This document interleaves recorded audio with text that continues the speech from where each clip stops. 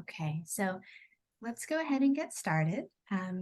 So good afternoon, everyone. Welcome to the 2023 Science Journal Editors Give Advice panel. I'm Lauren Mabry, Veterinary Outreach and Instruction Librarian based out of the Flowers-Sprecher Veterinary Library, and I'll be the moderator for today's panel discussion. In the pursuit of knowledge, publication is the bridge between discovery and impact. And yet navigating the complex maze of academic publishing can be as challenging as it is rewarding. Journal editors and reviewers know this path well, having published and reviewed many, many papers. We're delighted to bring our audience members, all rising stars in their chosen academic and professional disciplines, together with a distinguished group of Cornell-based journal editors, reviewers, and authors of prestigious scholarly journals here with us. Panelists, as I introduce you, would you please raise your hand or wave so that the audience can identify you?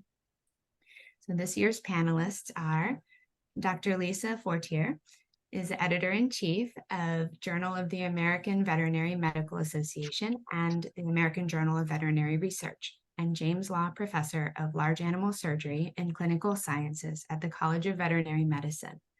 Not only has she over 200 publications to her name, she has also served on the Institutional Animal Care and Use Committee, which governs the use of animals in research. Dr. Lodi is a co-editor for Mathematical Programming, an area editor for Inform's Journal on Computing, editor in several other prestigious journals, and Andrew H. and Ann R. Tisch, professor at the Jacobs Technion Cornell Institute at Cornell Tech and the Technion. His international career includes recognition and achievements not only in the United States, but also in Canada and the EU. And Dr. Joseph Safdie is the editor-in-chief of Neurology Today, Gertrude Feil Associate Dean of Curricular Affairs, Vice Chair of Education, and Professor of Neurology at Weill Cornell Medical College. He's also the co-chair of the Anti-Racism Curriculum Committee at Weill Cornell, a group which is working towards instilling anti-racism across the medical curriculum. And unfortunately, Dr. Jan Ellis was not able to join us today, but thank you all for being here, and we're very excited to hear from you. Our plan is to start a discussion with some prepared questions. I'll ask each of the panelists for their response before turning to the next question and look to spend about 10 to 15 minutes on each question in total. My colleague, Hyunjung Lee, and I will monitor the chat for your questions to bring to the attention of the panelists. We'll try to group similar questions together into a single summary question so as to use our time together most effectively. We look forward to your questions. To inform our panelists' responses, I would like to take a few moments to get to know our audience. So audience, if you would please use the hand raise icon to respond. How many audience members do we have with us who are based out of the Ithaca campus?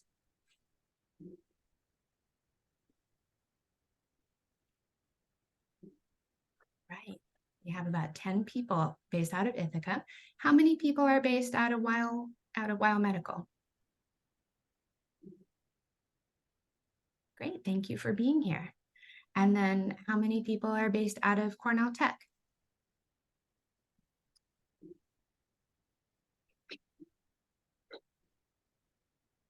Okay, thank you. And then how many audience members are graduate or professional students?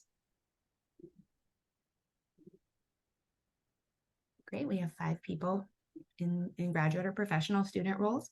How about undergraduate students? Great, thank you for being here. And then faculty or staff?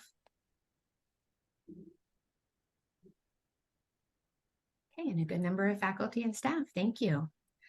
I really appreciate everyone sharing where they're based out of and their role. That helps our panelists to know who they're speaking to. And so without further delay, here's the first question. It may be the most difficult question of the session for our panelists. So this is a little bit of a surprise. It's the season for pumpkin spice. It's taken over grocery, menus, aromatherapy everywhere. In fact, Clock Tower pumpkin is my favorite flavor of dairy bar ice cream. So panelists, do you enjoy pumpkin spice? And if so, what's your favorite way to enjoy the seasonal flavor? Just a little icebreaker question. So I'm with you on the ice cream. I'll take you up on that pumpkin ice cream. all day, every day. I'll even make my own during Thanksgiving and Christmas or the winter holidays if you can't buy it in the store.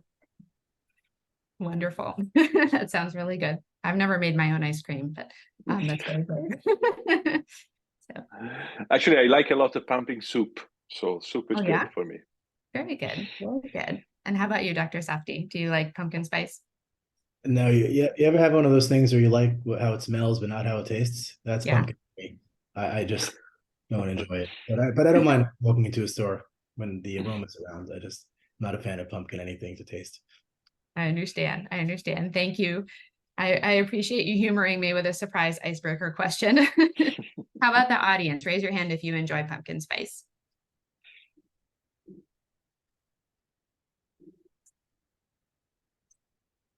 All right, a good number, maybe about a third. So, all right.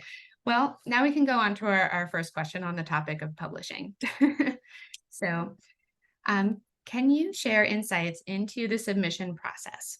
What can an author do to increase one's chance of getting a paper accepted? And what are some common mistakes that authors should avoid? So audience members, if you would please raise your hand if you have the same question or can relate to this question.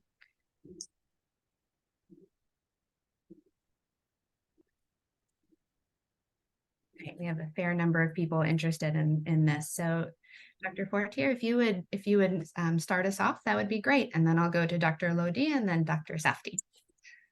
Sure. I think one of the first things that I do as an editor-in-chief is open your cover letter. So that's your first chance to convince me that your work is novel and how it contributes to the body of literature. It also gives me a first glance at your writing style. If the language or the spelling typos, but the language is not readable, then I'm certainly not going to send it out for review and use precious reviewer time. So a really thoughtful cover letter that says, this is the work, this is, why are we doing this? What knowledge gap are we filling? And how does this contribute to the literature? Not what I was taught to write in the cover letter is, we submit this cover letter to you and we acknowledge that all authors have read the final letter. That doesn't really tell me anything. You have to click that box when you submit it into the submission system anyway. So I think that would be the biggest piece of advice I would give people. And on our JABMA website, I have like 3 big knock-home things to tell me about in your cover letter. I think that's probably the biggest advice. And then to also reach out. Editors are approachable people. So reach out and just, give 5 sentences. Do you think this fits within the purview of your journal? And then I'll let you go on to somebody else. There's lots of things that we can help. Sure. Dr. Lodi? Well, I definitely share what my colleague has just mentioned. The letter is important and definitely is a way of ice-breaking, in a certain sense, the contribution and making sure that you are in the right place. I agree. So we are reachable. So receiving a pre-submission or like asking information about something is always useful. Definitely, I'm representing an area here which is different from my colleagues. Mathematics is probably, in a certain sense, easier to realize what is the target of the journal, or what is more focused on what you are contributing with, but still the same thing.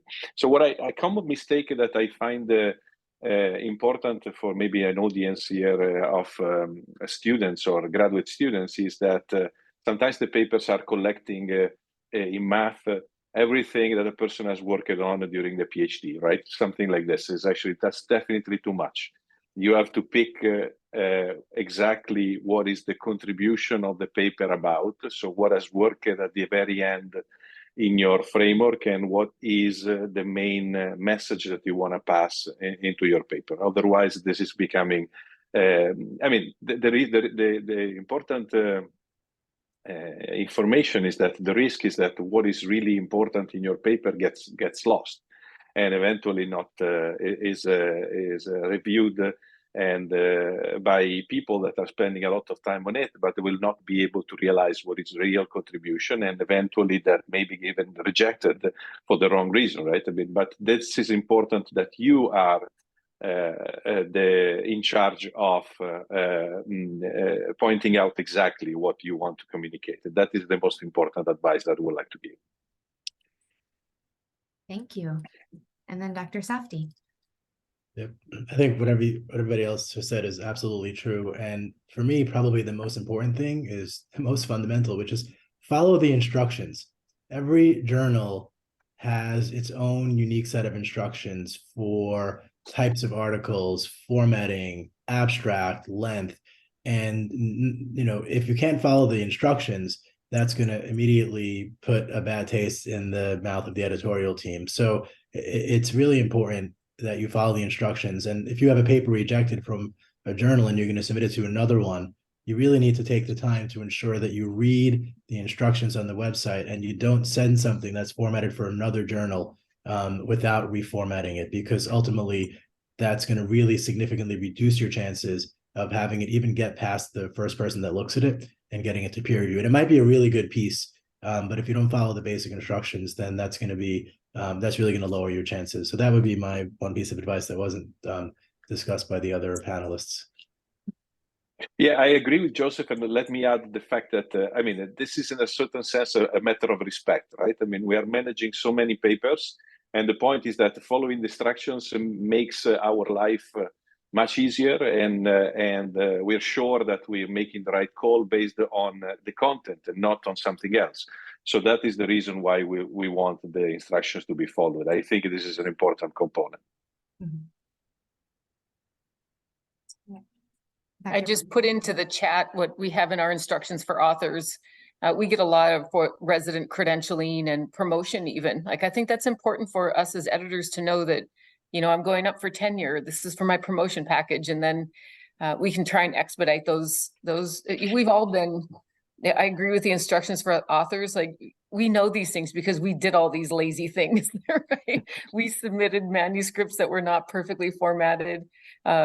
You know, got rejected from one and resubmitted. So, you know, it sounds sometimes when you get letters from us that we're being overly picky and reprimanding, but, you know, we have to be respectful of reviewer time as well. Yeah, and I'll add to that one other thing, which is if you do submit to a journal and it gets rejected and it went through peer review and it got rejected, use the peer review comments, because if you're going to submit it to another journal and you submit exactly the same thing, especially if it's on a niche topic, you might get the same peer reviewer. This has happened to me as a peer reviewer. And it happens very frequently, actually. Yeah, so make sure that you address the peer reviewer comments. It's absolutely critical to do that because, number one, you know, you may get the same peer reviewer, but even more importantly, you're getting free advice on improving your paper. And, you know, if the editor decides that they don't want to give you a chance to revise it, that doesn't mean that it's, you know, dead in the water. You can improve it and you can resubmit it. So another common mistake is, you know, not taking the extra time to, you know, improve your paper with the peer review comments and then resubmit somewhere else. I'll add on to that with the peer reviewer comments. When you write a response to the reviewer's comments, it's very, very helpful to repeat the reviewer comment. You know, type it, copy paste it exactly, and then write your response directly underneath there. It can be very, don't just say something like done, addressed, sure, that sort of thing. That's not helpful to the reviewers or to the editor who might have to make a split decision.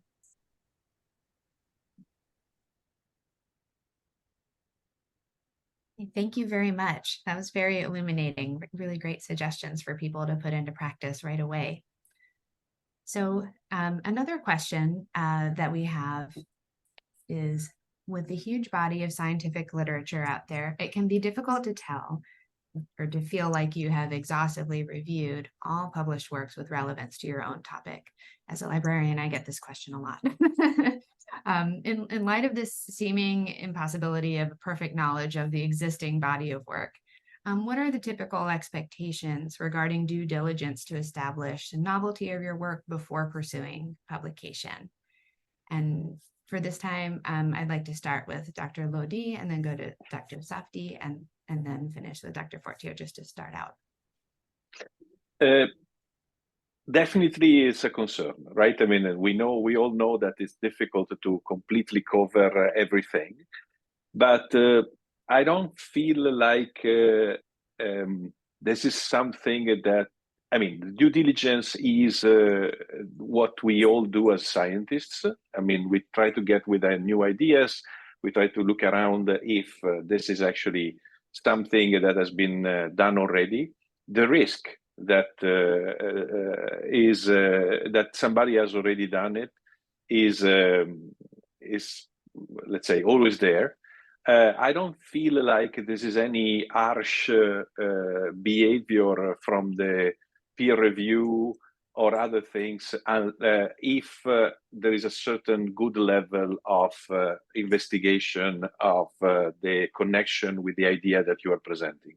So what I'm trying to say is that if all your references are back in the 80s, that is not going to be a good overview. But if you show that there is actually a group of references in your paper and you discuss the connection between your work and the references that you are mentioning, the people, I mean, the reviewers will be recognizing that you made an effort. And in general, the situation will be, even if the idea has some overlapping with some other things that have been done, you will be asked to, I mean, comment on this overlapping. Sometimes the situation will be, I'm sorry, there is something that is actually very, very connected, at least in mathematics. People have been discovered already the same thing, but even discovered, right? I mean, you can prove a theorem with completely different techniques.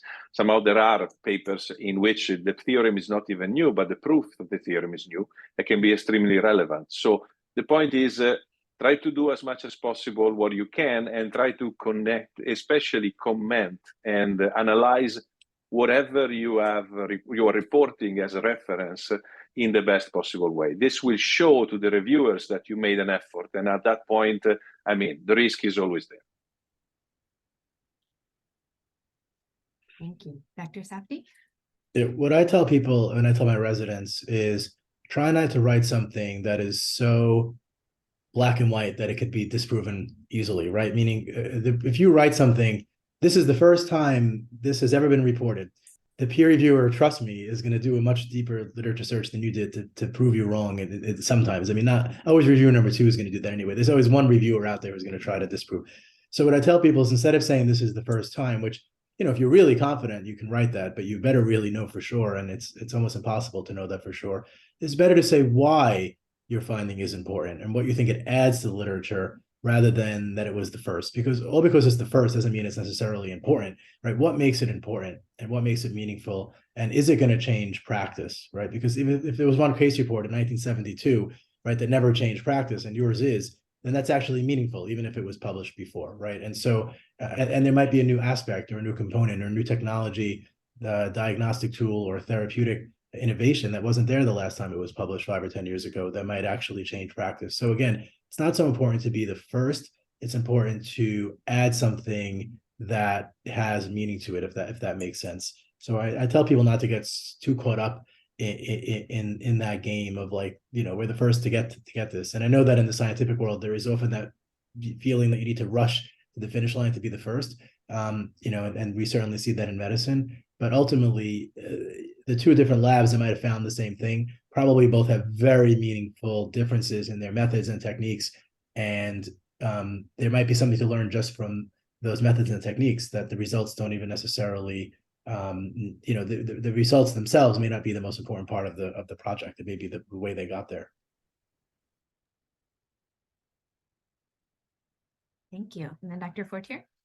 Yeah, I think if you can answer the couple questions that I put in the post, what is the knowledge gap and what does your finding contribute to answer that knowledge gap? Then I think you know that you've exhausted the literature.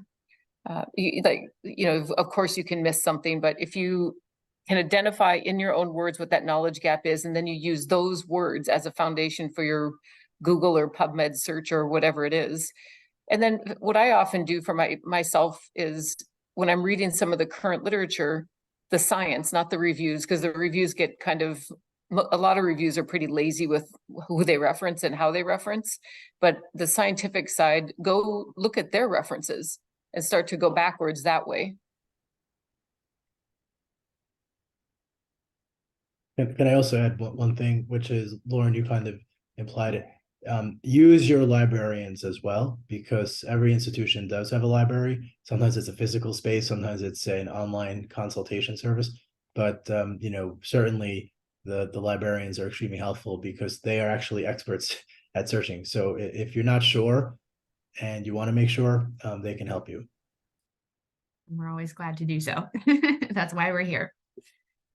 Thank you for that. Are there any other follow-up comments?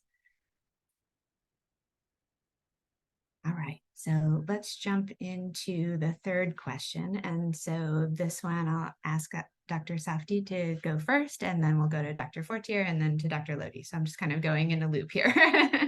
So for the third question, how are advancements in technology, especially AI, impacting the way scholarly journals operate? So audience members, please +1 this question by raising your hand if you're curious about this as well.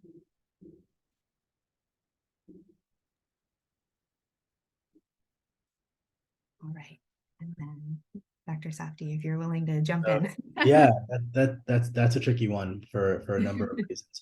You know, I think it's fair to say that generative AI is here and it's here to stay, right? I'm no expert in it. As a neurologist, that's not my area of expertise, but we're certainly recognizing the fact that it is a tool, just like a calculator, just like Google, right? Just like Wikipedia, right? It's a tool, and the tool can be used to improve your work. It can also be used to completely deteriorate your work and make it meaningless. So I think it's you know, we can't just turn the blind eye and say, well, you can't use it and that's it, because ultimately we recognize that people are going to use it. They're going to use it for brainstorming, they're going to use it for editing, right? They're going to use it and ask it, hey, what would a peer reviewer say about this? And I think that's okay. But what's not okay is, you know, to basically tell it, please write me a 2,000 word review article on, you know, diagnosis of headache disorders with 10 references, and then just submit that, because number one, it's going to be filled with inaccuracies. Number two, the references are going to be made up, and I've done this as a test, and it sounds very legitimate. You know, it's a journal that you maybe never heard of, but you then you look it up, and it's not actually a real journal, or it is a real journal, but it's not a real paper. It's really scrambled results, and if you submit that, you know, it's going to be, you know, highly embarrassing for you for sure. So I would recommend very strongly that if you do use it to help you, it really should be at the early stages of brainstorming, getting feedback, and, you know, not using anything that it generates as a final submission, because ultimately it is likely going to be, it's going to cause you more harm than good. And in 5 years, the answer to this question may be different, and who knows? But you know, it's definitely something that you have to be cautious about, and careful. And don't forget that if you submit, if you have data that is private and is not yet been published, and you submit it to a AI engine, you know, I'm no expert on this, but my understanding is it's, you know, somebody out there now has access to it, right? That's why in the medical school, we're not allowed to put in patient information into it at this point, because ultimately, you know, that's violating HIPAA rules. So we need to be very cautious about that as well. So just, those are some, you know, I'm not here to say it's terrible, you should never use it. I think it has a role, but you want to be very cautious about the guidelines that you put into place. Thank you. Yeah, as I can confirm from colleague experiences, that librarians have gone down rabbit holes trying to find actual papers that AI cited for students, and you have to say, well, that's actually not real. So it's a great learning experience, but you definitely don't want that in a paper that you're submitting for publication. So, all right. Let's see. So Dr. Fortier, if you're ready to comment. Yeah, I was just writing down some notes. Yeah. On riffing a little bit off of Dr. Sadif. I had a manuscript submitted from somebody who was not an experienced writer at all. It was more of a more of a brochure sort of writing. And not only were the references fake, but you're right, they look amazing. And one of my copy editors picked it up. I didn't. The copy editor was changing some of the, like they have, obviously we all have programs that fix references so that they're in AMA style or whoever style it is. But the DOIs look perfect. The DOIs look like real journals and they're complete nonsense. It's really pretty fascinating. And I said to the gentleman who wrote the paper, and he said, yeah, we used AI to generate the references, because it was like a 5,000 word review, and they only had 3 or 4 references, and they submitted it. And the reviewers obviously were like, you need to reference this statement, reference this statement. So they did.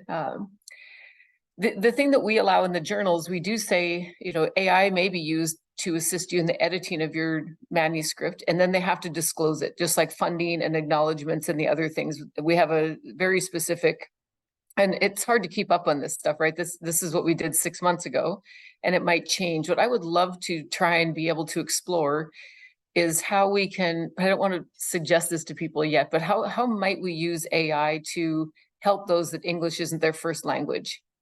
And you get these manuscripts, you know, that's the teacher side, right? The mentoring side. You want to help people write these manuscripts, but so they could pay to have it done, but many of them are from underdeveloped countries and they can't pay a fee.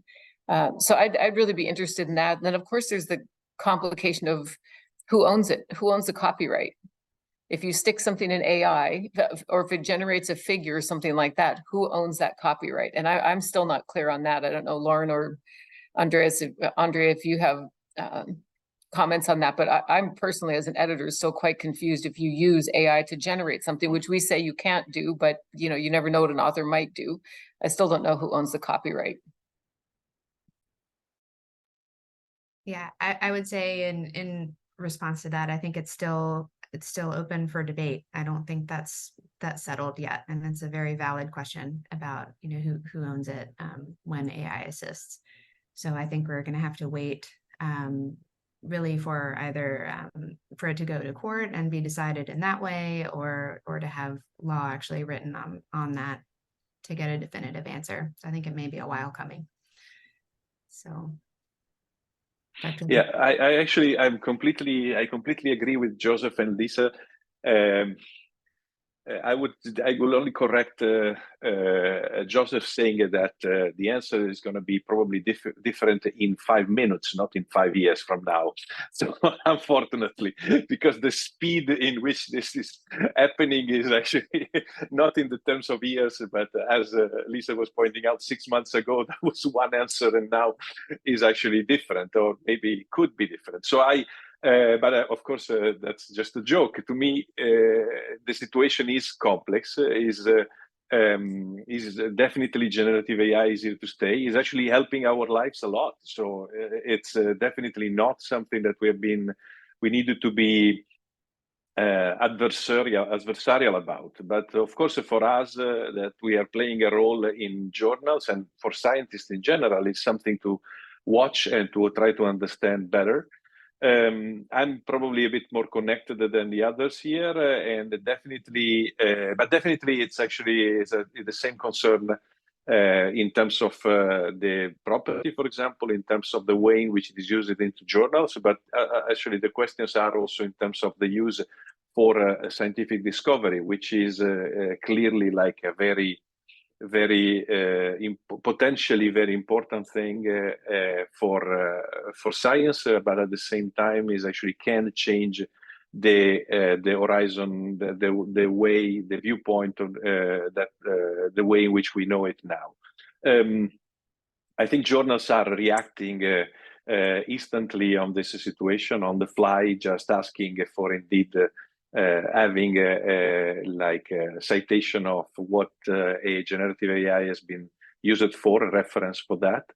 And other than that, I would say my comment is more from the scientific side and say, well, definitely try to use it for good, right? I mean, for a good purpose, which is definitely not, I mean, filling the gaps in your manuscript just for the fun of it, or for taking a shortcut. I mean, filling the gap is not the right thing. Definitely filling improving the wording can be, as Lisa was pointing out. I think this is super useful because indeed there are technical difficulties a lot of people are facing in communicating well.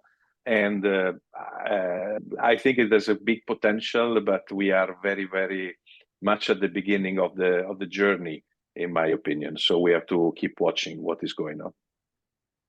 There are two ways that we use AI behind the scenes already in our journal. One, we have a technical tutorial video manuscript. So you as an author might demonstrate a technique, how to catheterize a less than 2 kilogram cat or something like that.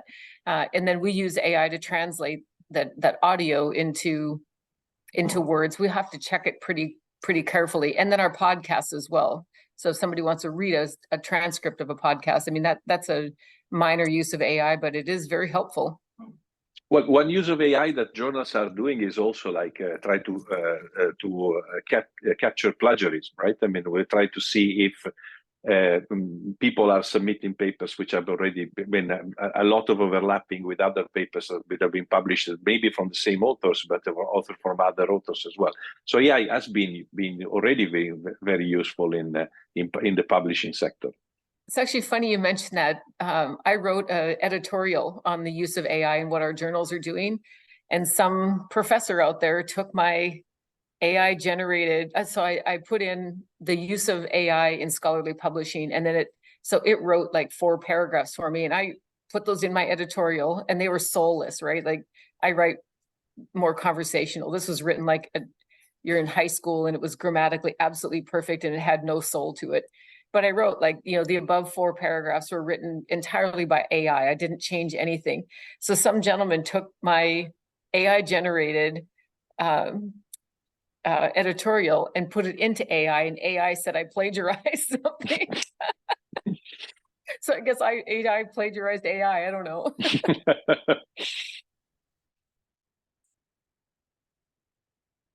So a follow-up question that I have for the panel on this topic is whether journals, when you publish an article, are you looking for the first publication? Is that something that is of concern to you as an editor? And if so, if someone is using AI to edit drafts, then that article is essentially going out to the public ahead of its publication. So if you have any thoughts to share on that came to my mind as I was listening to you speak, and I'd love to hear your thoughts on that potential conundrum. You mean previous versions of the paper that have been already well in mathematics, computer science? This is actually very the standard, right? I mean, archive, for example, from Cornell involvement is actually the place in which in mathematics and computer science people are immediately making their papers available before they are sending them to journals. That has, of course, a very positive impact in the sense that we all know what is going on, so we receive the information about what is going on, and at the same time it's protecting the authors about an idea that they are still, in a certain sense, the process, publication process is long by definition, because we have to check the details and we have to make sure that what is published is correct from a scientific perspective as much as possible, and so can slow down and can eventually create this situation of people are working on the same topic at the same time. I think this is very useful. In that sense, I would find that the publication of in a archive version or technical report has been around for so much time. Very, very useful personally. Thank you. I think it kind of touches back to what Dr. Safdie was saying about data and putting that in. And so I think with AI, it would be different than publishing it in like an institutional repository or a pre-publication, but just like releasing your article or your draft into AI for AI's consideration. So so that's it's slightly maybe a different note or kind of variation on the theme. But I can also see how exactly what you're saying of by putting that into a repository, or you're kind of focusing and pre-vetting and collaborating ahead of time. So I hadn't thought of that. So thank you for sharing that. All right. So are there any other follow-ups before I go on to the next question? All right. So our next question is I will lead off with Dr. Fortier, and then we'll go to Dr. Lodi, and then Dr. Safdie. So as an author, how should you handle editorial comments or revisions that you don't necessarily agree with? And audience members, if you have wondered the same thing now or before, please raise your hand.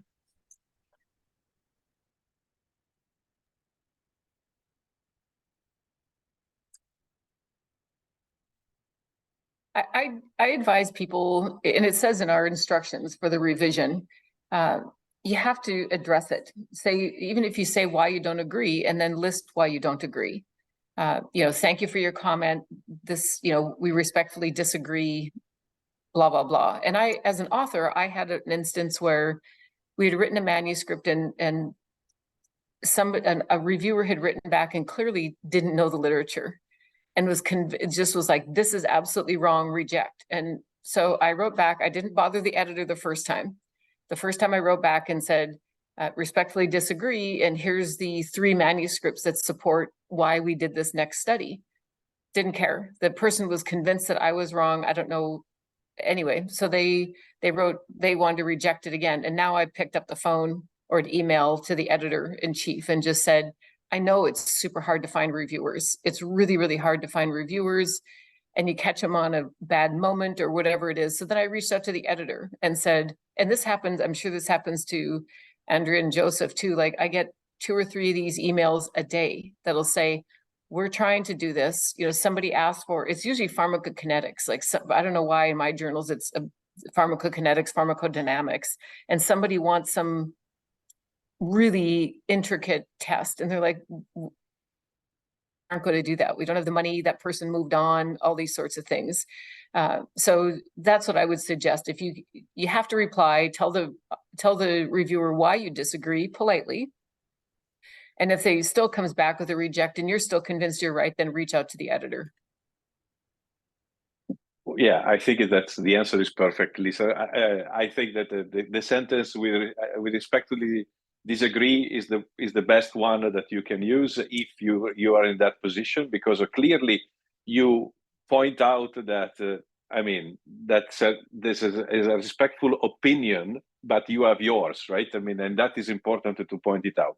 And let me stress the fact that we are the 3 of us, but representing the editors community, we are here exactly for this reason, right? We are here in order to make sure that the process goes smoothly. So in the sense that there are, the authors can do mistakes that are discovered by the reviewers, vice versa can happen, right? It's like the reviewer is doing this on their own time in the vast majority of the times in a very, let's say, in a very helpful, with the intent of helping out. I'm sure, in my personal case, there are many circumstances in which most of the times, my papers have been improved by the fact that reviewers have been able to read it and then commenting on them. Of course, sometimes 5 minutes ago, before starting the panel, I was disagreeing with one of these reports on my own papers. So it happens all the time. But the role of the journal and the editors of the journal, which, by the way, is they are the good thing is about the fact that I think this is important for the people, for the graduate students, of everybody to know. So we are here for a limited amount of time. So we're taking a job and we push our view over things in a particular topic, and we for a limited amount of time, and then we move on to something else. So the journals change the way in which they like living organisms. So they change the way in which they take into account things and also topics and so on and so forth. But our role is always to actually have the bar versus realizing if the requests of the reviewers are exaggerated, if it is something that can be achieved into a single paper, or it will require 10 papers to write the same thing. Because I mean, reviewers sometimes tend to get excited about like extending the work a bit too much around the topic.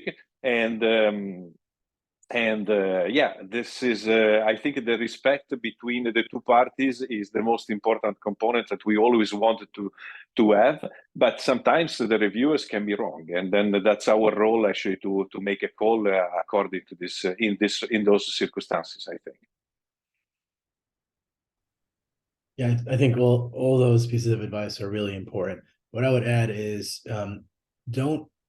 if you disagree with a reviewer comment, don't ignore it and think that if you leave it out of your response to reviewers that nobody's going to notice. They will notice. So it's very important to line by line respond to each of the reviewer comments. Sometimes the reviewer is just musing, like, oh, it would have been nice to see so-and-so. And, you know, if it's easy for you to add so-and-so, then you certainly can do that. But if it's impossible, and the reviewer may know that it's impossible, you can address that. And you can say, that actually is a great idea. Unfortunately, for this and this reason, we can't do it, but, you know, perhaps in the future we'll consider it. You know, if it's not a fundamental problem with the underlying premise of your paper, chances are that the editor is going to allow for that, right? Also look for themes among the reviewers, right? I mean, if you have 3 reviewers and, you know, one of them makes one little offhanded comment about something minor that nobody else seems to pick up on, the editor doesn't mention, you know, more likely than not, it is something that you can respectably say, you know, this is something that, you know, we can't do for this and that reason. But if it's something that comes up as a theme, especially in, you know, more than one reviewer comment, especially if the editor brings it up, then you really should figure out how to address it. You know, you may not be able to run another experiment, but you can, at least in your limitations, bring it up. You can bring it up in your conclusions, in your discussion, but you absolutely would need to incorporate something if it shows up thematically, if that makes sense. I think it is a very good point on which I would say as an author, you need to show that you have made an effort, right? I mean, the thing that makes the reviewers unhappy are the fact that they feel like their work has been disregarded, right? I mean, you spend some time, you read a paper, you actually, which is sometimes not even the most complicated part. The part complicated is sitting down and writing a report about the paper itself, and then the authors are just saying, well, in a certain sense, ignoring. Like Joseph was pointing out, ignoring is a terrible thing because that will certainly be picked up. But if you instead doing a step-by-step answer, I mean, a respectful disagreement is something that, as a scientist, so we should be able to take, right? I mean, it's like it's not the end of the world. I would add to what Joseph said about a reviewer sort of musing, and it might be beyond the scope of what your intention was or the aim of your manuscript. So not just to say that's a great idea, but also then incorporate that into your discussion. You know, beyond the scope of this manuscript, but this is, and then maybe somebody else will pick it up and do that part of the study.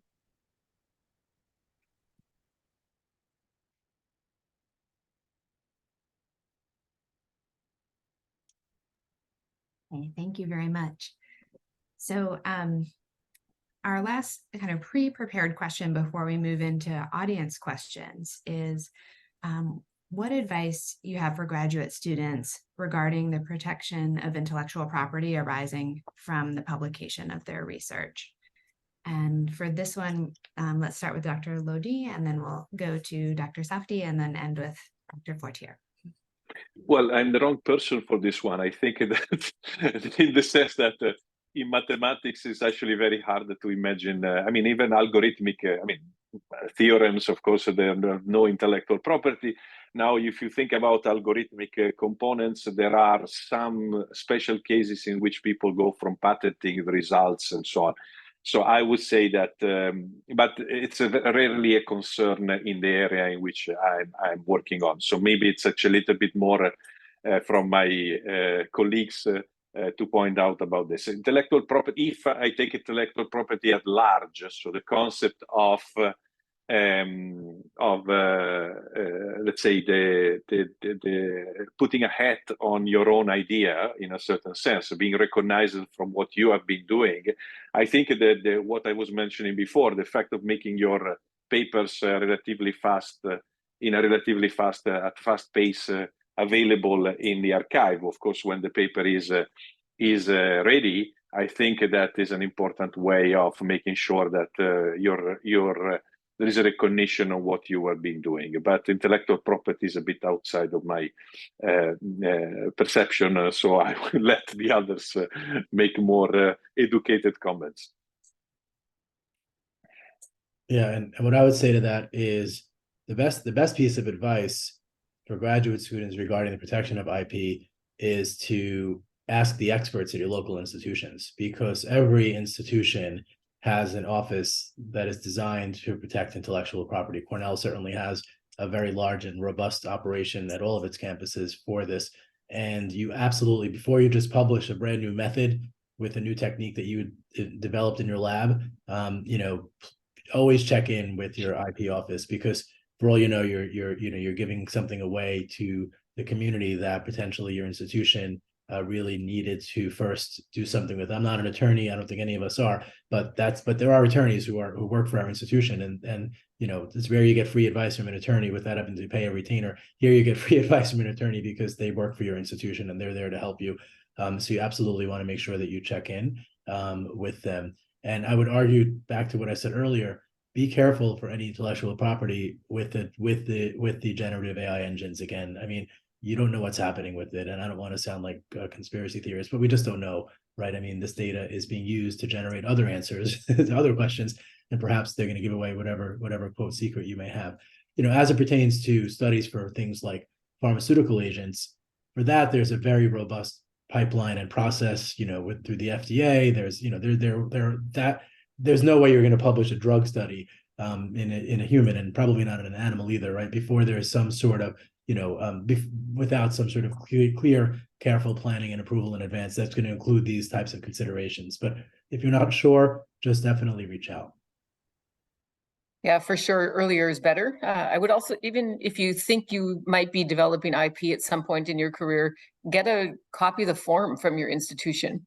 And what you'll see is that they want documentation. Who conceived of the idea and when? Because you can imagine the number of fights that come down between mentors and graduate students over who's the primary owner of the IP, who all belongs on the IP. So it's almost like you don't want to, you're not trying to protect yourself really, but or to go against your mentor or vice versa. But it is important to document who conceived of the idea and when. Like, it doesn't have to be just one sentence, and then sign and date it. So you should have almost like a rolling diary of things that you're thinking. It could even be in your laboratory notebook. Thought about this on this day, and of course that should be signed and dated as well. So documentation is really important, but I totally agree with Joseph. Like, you got to get there early. It's too late by the time you've published it. Thank you very much. That's very interesting advice to consider, and something that I'll definitely be doing some more thinking and investigating on, just to find out more about it. So I'm going to start asking some questions from the audience. Some of them I'll read out, and for folks who are interested in speaking their own question, we can turn your microphone on.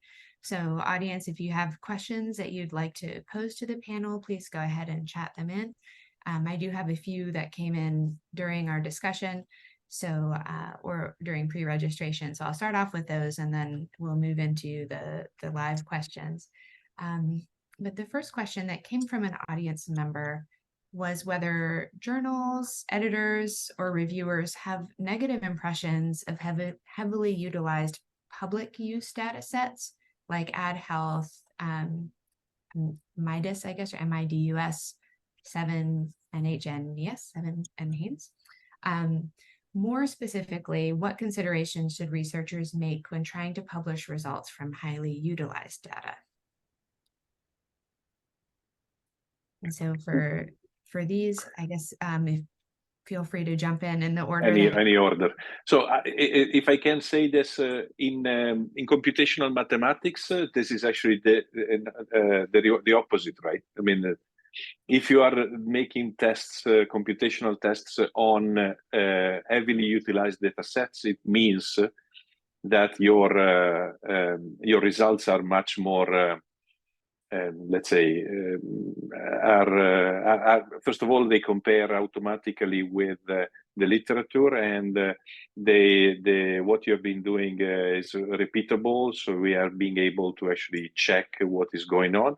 And fortunately, in the last decade or so, there is a way more availability of repository for codes. So not only for data, but also from the computer codes that people are developing for doing computational mathematics and computer science. So this is actually one way in which many of the journals have gone into the direction of reproducibility of the results. So in that sense, it's a very positive thing versus negative. So I may be possible that I don't catching the question correctly, but that's the side of the people in my area, I would say.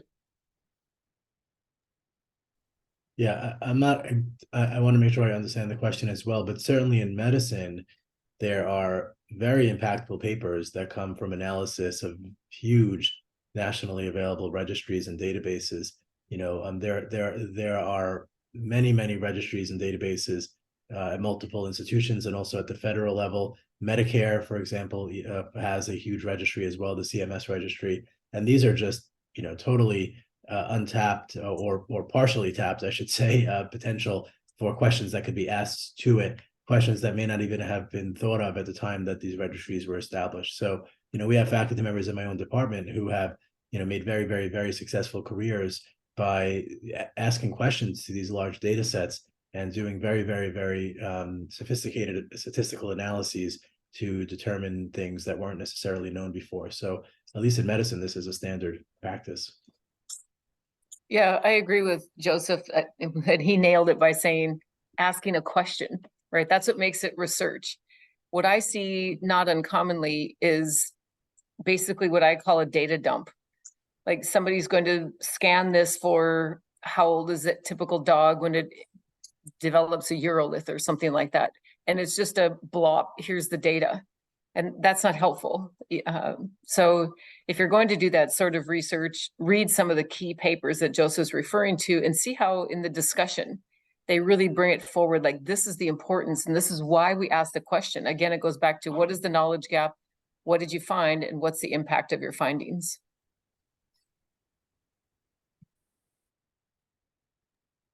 Thank you. So we have our first live audience question, and I've been asked to read it out. So the audience member is wondering whether there's a rule of thumb for editors to evaluate how important a study is. The audience member is from a social science background where some of them also publish in science journals. And how much of a role does the writing itself play in justifying the importance of the author, the framing of the topic, the name of the authors, play in convincing editors that the work is important.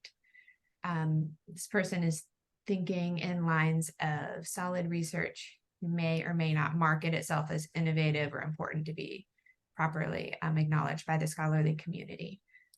Something that PLOS ONE aims to tackle, but audience member wonders about other journals' views. And I'll just open this one to whoever has thoughts of response. So I think the question is somehow touching on multiple things, right? I mean, here is that how there are some journals, of course, that are going for the double-blind review process in which the reviewers don't know the name of the authors. In mathematics is both ways. Most of the times is not the case, to be honest. But of course, this is not even a point, because when you submit a paper to a journal, clearly the editor will know who is submitting the paper. So it's actually not so important at that point. So is the name of the author important in order to evaluate something? I mean, and how much maybe this the underlying component of this question is how much is about belonging to a community or being part of a clique in a negative sense, and so on. I mean, again, probably I will push it back to our role, right? I mean, if you're doing a good job, and the job that you're doing is to protect the science, the scientific contribution of the journal, and independently of who is actually submitting the papers. Clearly, if a very well-known person is submitting something, this person will also put his or her their reputation on the play, right? I mean, and then somehow it is something that we take as editors, we keep an eye on. I mean, at least I do. But at the same time, it's not our role is actually to make sure that this is not enough for having the paper published in top journals, for sure, like the ones we are talking about here.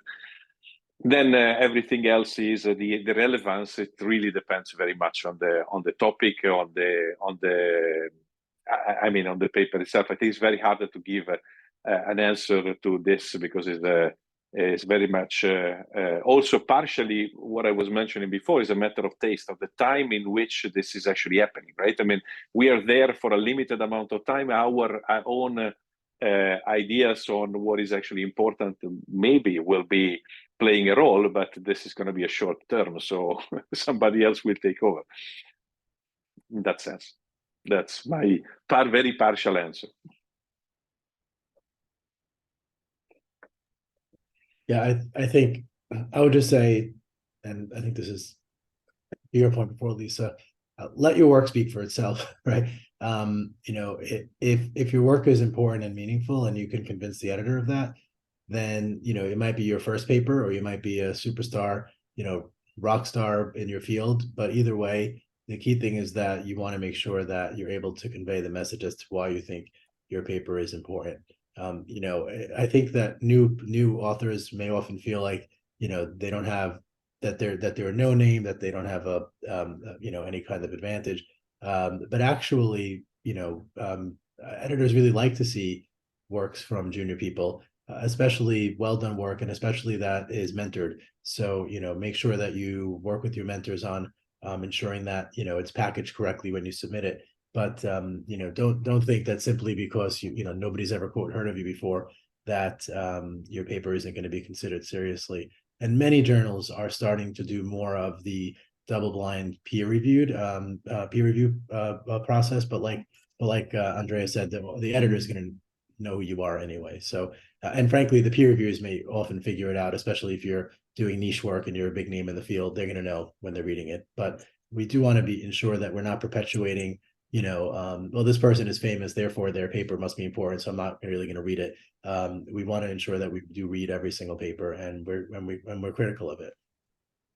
The other thing I would add to those very insightful comments is we're often wrong on what is impactful, right? We have altmetric scores on every one of our manuscripts, and every week my social media editor gets back with what are the altmetrics. So that's how many times was it cited, how many times was it downloaded, what media attention is it getting.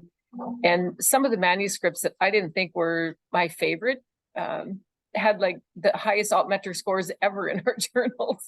So, I think Andrea said it's such a time, people are fickle, right? It changes. So everything was COVID 2 years ago, and now people are really tired of reading about COVID unless it's, something super novel. So those are really tough questions. And we were all no names at one time, point two, and had to cut our strings from our mentors' aprons. I remember the day my mentor said, I think you should take my name off this manuscript. And I was mortified. I thought he didn't like the manuscript. And he's like, no, you need to be on your own now. And I was like, okay, like I can clearly remember him standing in my office, like, here, this is nice. Now take my name off it. And it, you know, I think all mentors should do that at some point, to say you're on your own and you'll be fine.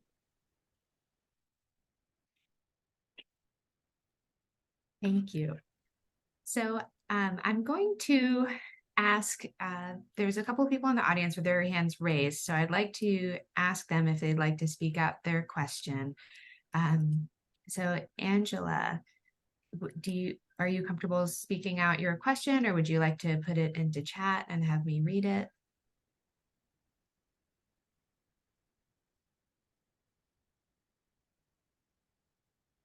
Let's see. Oh, okay. I think maybe Angela doesn't have a question. Let's see. All right, but there is, we do have a participant, Chiatai. Please correct me with the pronunciation if that's not correct. You're welcome to turn on your microphone and ask your question.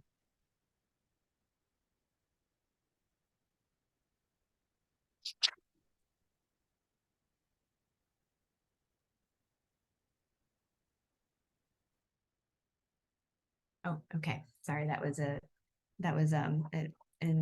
mistaken hand raise. So I will circle back, and we have a question in the chat from, let's see, from Martin. Martin, would you like to turn your microphone on and ask, or would you rather that I read the question for you?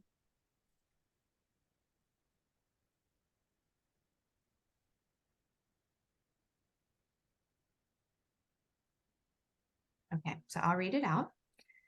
So this question says, how do editors feel about manuscripts becoming bloated during the peer review process? I have experienced manuscripts adhering to the word limit at the moment of submission, but then growing by 20 to 30% in volume during peer review. When do you start putting your foot down on manuscript length, number of citations, etc.? So I can take a stab on this one first. So in per se, the length of a paper is not the issue. Sometimes what we try to impose a length, come back to my first statement in this conversation, is to force the authors to actually think about what they want to communicate, right? I mean, it's like giving the message. So if you have a limited amount of space, what is going to be the message that you want to put out, right? I mean, what is the contribution of your paper, which has been touched by Joseph and Lisa many times in this conversation. So tell us, communicate us, tell us what you want. And I think this is the main motivation. And then there is a motivation, editorial motivation about the number of pages that we have on journals and stuff like this. But I mean, this is a one big motivation, at least for me.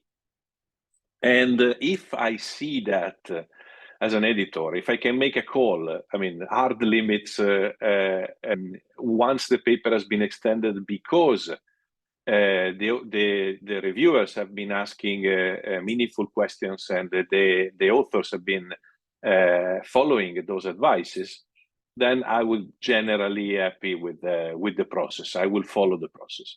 But I put back the issue. So we want this to be shorter, or at least in a page limit, in order, I mean, in many circumstances, in order to actually push the authors to select what they want to communicate. And I think this is an important message that has to go with it. Yeah, I entirely agree. The one thing I would add to that is many journals have quality control before or after the editor sees it. So in my journals, the initial submission, I look at it first before it goes through quality control for things like it's too long, too many figures, your figures are blurry, those sorts of things. But we also, it also goes through quality control when it's coming back again in revisions to be sure that you did change those figures. Oftentimes I get photomicrographs of a blood smear or something like that, and they're blurry. So we make them send higher resolution. If you're going, so the quality control person isn't going to read your manuscript for substantive changes. They're just doing word counts. So it's important to reach out to the editor and say, you know, I think it's important to reach out to the editor and say, in or put it in your letter to your revision letter. Thank you so much for these comments. I would like to note that in order to address these comments, we are now over the word limit by this percentage. We'd added another figure and we're now over the figure limits. And I agree, I would let the process go. It's the reviewers and they're the experts in the field. I would never disagree with what a reviewer, and you as an author then responded accordingly. Yeah, I what I would say is somewhere in the middle of what both of the other panelists said. I'm a little bit of a stickler, but I think that ultimately the concern I would have is setting precedent, because if I have, if there's a word limit for an article that's clearly published in my instructions, or in the instructions, I should say, on the website, and 2/3 of the articles kind of go over that limit, then it kind of doesn't make sense to even have the limit in the first place. And people are going to push back, in their initial submission and say, well, I know it said it's supposed to be 4,000 words, but I see the last 10 in this section were 5,500 words. So I think that it's important to try to maintain as much as possible adherence to, what you listed in the beginning. That said, obviously, if there's an extenuating circumstance, I think that's fine. But ultimately, if something is important to say, it should be able to be said in as few words as possible, right? I think that when you look at papers, there's a lot of fluff, right? There's a lot of unnecessary words and adjectives and adverbs, and you probably can say it in a lot less. And maybe I should stop talking because that made to make that point. When we were writing, I was on the veterinary surgery, the equine surgery exam committee for a while, and we were being taught how to write questions, right? Good questions are hard to write. And this other gentleman said, okay, so the stem, the question part, is going to now say which correct. Like, why they were trying to get rid of all the fluff, because also, to Joseph's point, the more fluff there is, it's harder for a non-English speaking person to read that manuscript. It's too nuanced in the wells and therefores and howevers and that sort of thing. So I agree, there's a lot of fluff.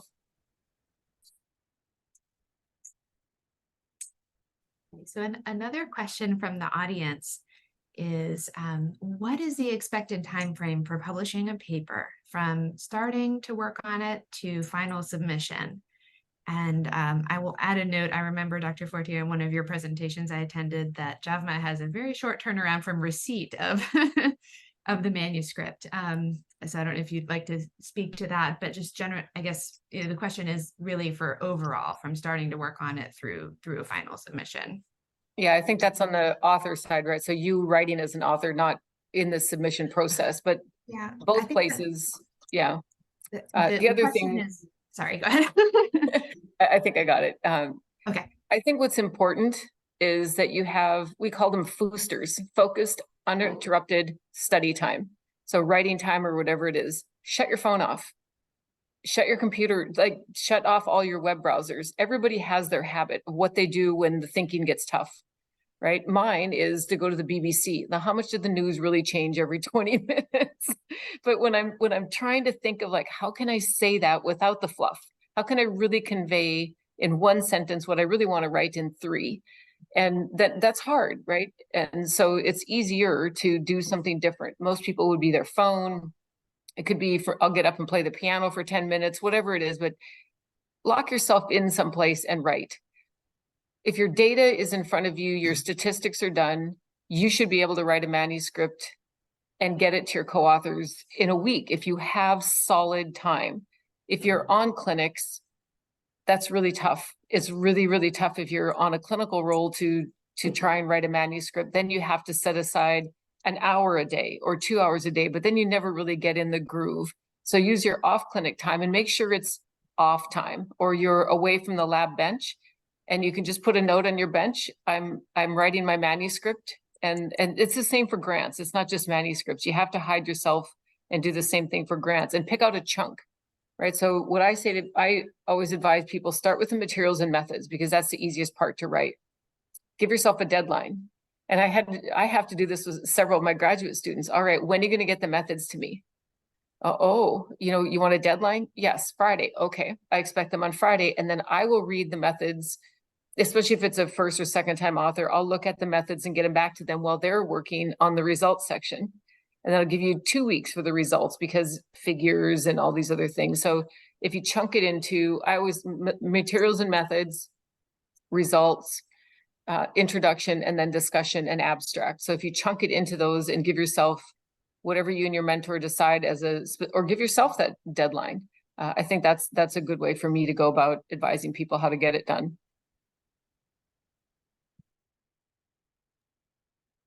Yeah, I think it depends on the nature of the project.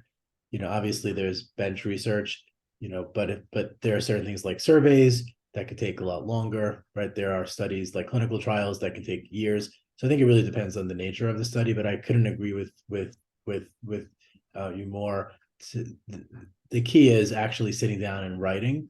And what I find is that if people spend as much time talking about writing and complaining about what they have to do and just doing it, they actually would be ahead of time, right? And I think that, we hear that very often. People spend a lot of time saying, oh, I have this huge deadline, I have this huge project, I have this huge thing. Just stop talking to people about it and just do it. It actually will get done much faster than you realize. And that's been my experience with things.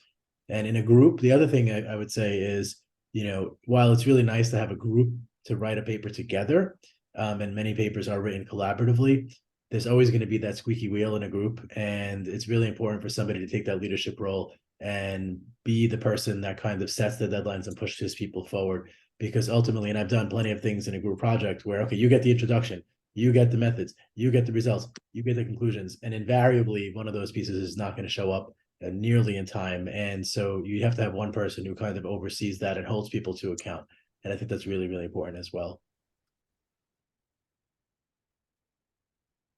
I think these are all very useful suggestions for the younger people in the audience. I know maybe not even younger because we never learn enough. But I don't know. I mean, my twist on the question was even more like a general, like when you start working on a project or you start writing the project. So what's the question about? So the question specifically says, what is the expected time frame for publishing a paper from starting to work on it to a final submission? Well, yeah, I mean, I think that the question, the way in which my colleagues have taken it is a much more reasonable, because otherwise, if you start to talk about from the time which you started working on something that, I mean, I've experienced on 10 years, so it's not gonna probably be a good answer. So in the sense that when you start working on something, the first piece of advice, if you have to have results, right? I mean, it's a different story. So I'm actually not commenting on that because that can take very much. The times varies completely, and I don't think is actually questionable, or it's not possible to actually comment on that very much. So a follow-up question that comes to mind, and when I was reading it, I think in my mind, I kind of mixed it as, thank you all for addressing what the question specifically asked for was starting to work on it, however you're qualifying the starting point to final submission. But then a follow-up question that I think is also worth asking would be, once a paper is submitted, how long does it take to get to publication? Like, say you've you've submitted your paper to the editor, how long can someone expect before it would actually be out to the public? Well, this is really depends on the communities, right? I mean, so it's very hard. I mean, I guess every one of us can give an answer that is actually mostly related to the community in which you belong, the way in which also like the timely importance of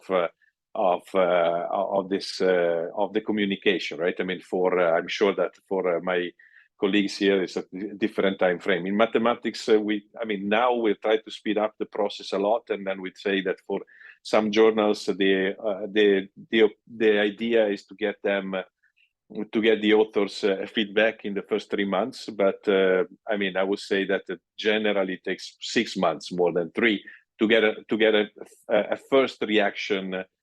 Not from the editors. If the editors feels like your paper doesn't really belong, this is going to be faster. But I mean, once it is sent out for reviews, maybe 3 or 6 months. That would be the two numbers that will come up to my mind. But of course, then there's the revision process. I mean, and sometimes the number of revisions for a paper in mathematics on computer science is actually can be I mean, few revisions, right? I mean, 2-3 revisions in order to get to a point in which you are completely comfortable with things. So the process can really take a lot. And this is the reason why I think that the archive is extremely important to actually making sure that you do have the possibility of keeping the ball rolling, right? I mean, while you are improving your paper in the process, still the communication of the idea. And in the past, this was done through talks, right? I mean, you submit a paper and then you go to a conference, you speak about something that you have done. And so the communication comes from this. Now it's actually easier because not everybody can go to conferences, not everybody is invited to the same events and so on and so forth. I think that is actually very useful. But this is a very partial, let's say, picture from my area of expertise and of activity. I have two journals. One is I would call a practitioner's journal. So everyday things that are going to help veterinarians help your pets. And the other one is a research journal. And in each of them, we're less than 100 days for over a year now, 100 days from submission to online ahead of print. And I'll tell you the things that really helped us with that. One is the author. In the cover letter from the author recommending, and I'm not exaggerating, 12 to 20 reviewers. Because finding reviewers is all of our editorial nightmare. Some people never reply, they're busy, and they're all busy, but finding reviewers that are willing to do it in a time frame is really, really difficult. So if you can put you don't need to write their address. We're not going to send them a letter anymore. Like, you just need their name and their email address. And it's okay to recommend people you've worked with before. You might think, oh, that might be a conflict of interest, but let that reviewer say, I have a conflict with that person. And eventually, when you're the age of Joseph and Andrew and I, we know almost everybody in the field. So conflicts are meant to be managed. So that would be one way that you as an author can really help your publication time. That time from, as Andrew was saying, to first decision is really a lot of trying to find the reviewers. And the other part is get your revisions back on time. You know, make sure, if I get a lot of this over the summer, could I get a 3-month extension because it's summer holiday? And I'm like, well, that's awesome. You're off. You have time to write. That's how I look at it as an American. You have all that extra time to write. And then make sure your co-authors are ready too. But it really depends on the journal. It depends on finding experts to review those manuscripts for you. So that's my biggest help, is asking people to, if we can't find a reviewer, we set out a wide net. We'll invite like 12 reviewers at a time, and as soon, and the system is set up internally, as soon as 2 accept, then it uninvites the other reviewers. Thank you. I recently invited you to do this. We have our requisite number of reviewers, so hope you'll do this. Hope you'll consider us again in the future. So that's how, instead of inviting 2 or 3 at a time, you didn't hear from anybody, 2 or 3 more at a time. So that's how we've really managed that. But that, again, the authors can be super helpful in recommending reviewers. Yeah, that's all from where the bottleneck is, right, in the peer review process. And, I mean, I've submitted to myself to journals where, everything is done in, 3 months, 4 months, and it's amazing. And others, I have one example of a paper that I think was a really good paper, and it got published for 2 years. And that was during COVID, and COVID dramatically altered the landscape of peer review and response times. And, we have to be somewhat understanding of that. The other thing is, all of you on this Zoom, are developing expertise in your own fields. Don't be surprised if you're asked to be a peer reviewer relatively early in your career. And I've had people come to me and say, I'm only a first-year faculty member and I got this peer review request. I'm not qualified.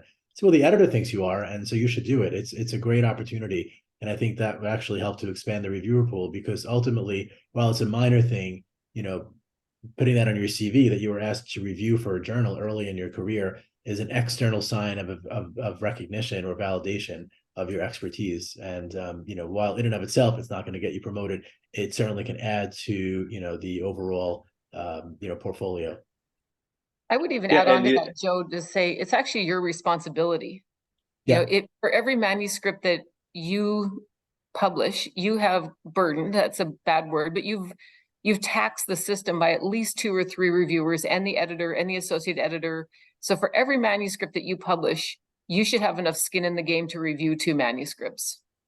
I think that's true. And the point I was making was I think some people get an imposter syndrome when they're asked to review, and that's what I've heard from some junior people. So yes, and let me add also that this will, I mean, the more young people are in the process, the less we are facing this issue that we were discussing before of publishing only papers from people, like famous people only, right? I mean, it's like the more the community is large and the more we are listening to the opinion of young people and the people at the beginning of their career, I think that the healthier the system is.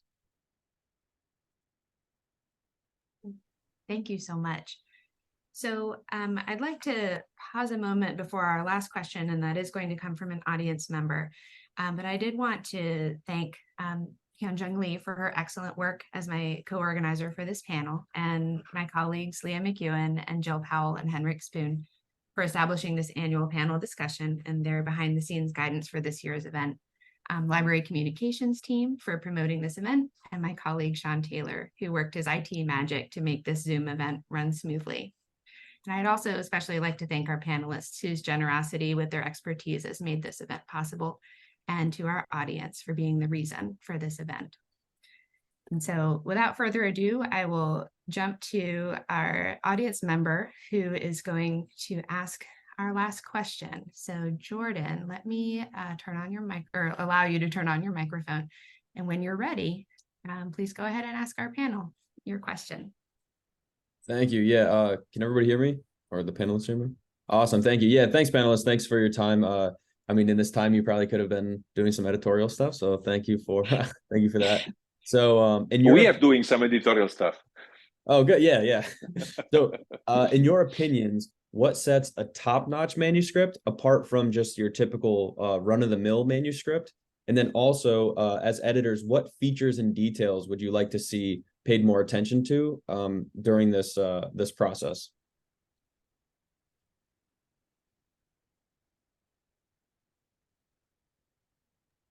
For me, an amazing manuscript is something that changes the way people think about something.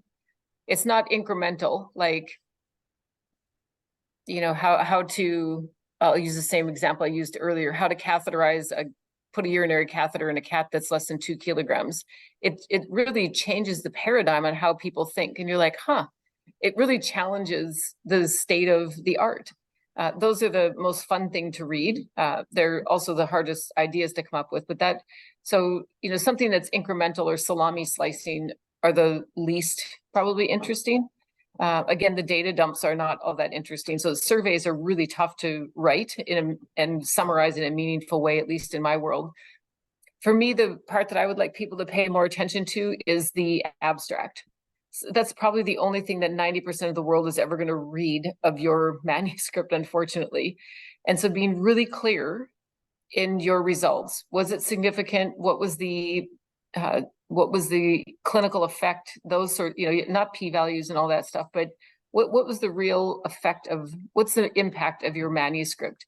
Because people are going to actually paraphrase mostly what came out of your abstract. So pay really strong attention and tell them in the conclusion section why this is important.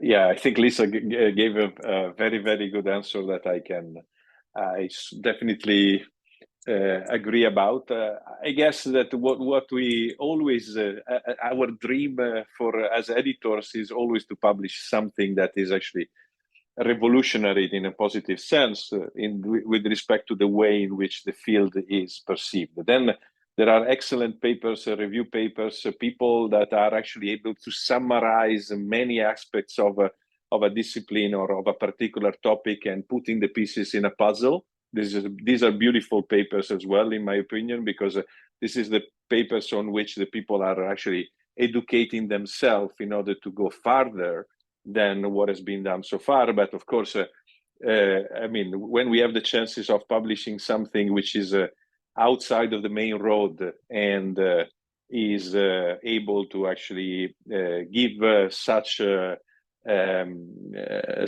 type of different perspective contributions, of course, we are very happy as editors and as scientists in general.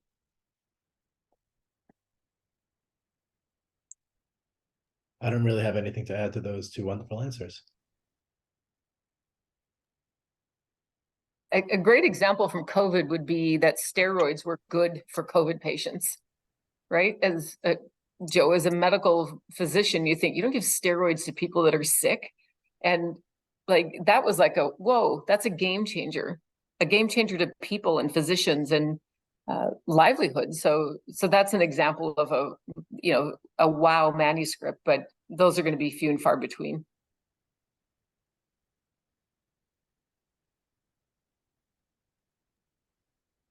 All right. Well, thank you again, panelists, for sharing your time and expertise. And thank you to the audience for attending and your wonderful questions and attention. And we will be, we'll be posting the recording to be able to watch that at a later time. So, keep a lookout for that. And again, thank you and have a wonderful afternoon. Thank you very much. Thanks for having me. Thank you. Thanks. Bye. Nice to meet you, gentlemen. Yeah, same thing. Thank you all for being